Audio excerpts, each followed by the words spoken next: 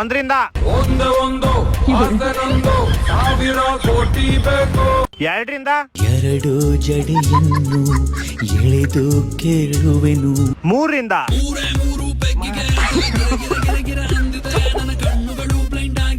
ನಾಲ್ಕರಿಂದ 4 ಕ್ವಾರ್ಟರ್ ಕುಡಿದ್ರು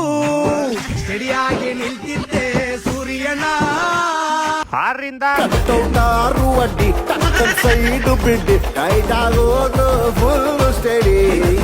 ಏಳರಿಂದ ಎಂಟರಿಂದ ಎಂಟಾಣೆ ಸೆಂಟೋ ಹಾಕೊಂಡು ನನ್ ಪಾಡೆ ಜ್ಞಾನೋ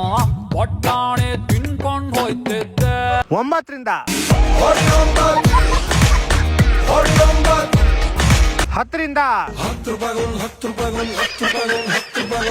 ಸೊ ಗೈಸ್ ನೀವು ನಂಬರ್ 5ರಿಂದ ಯಾವ ಸಾಂಗ್ ಬರುತ್ತೆ ಅಂತ ಕೆಳಗಡೆ ಕಮೆಂಟ್ ಮಾಡಿ ನೋಡೋಣ.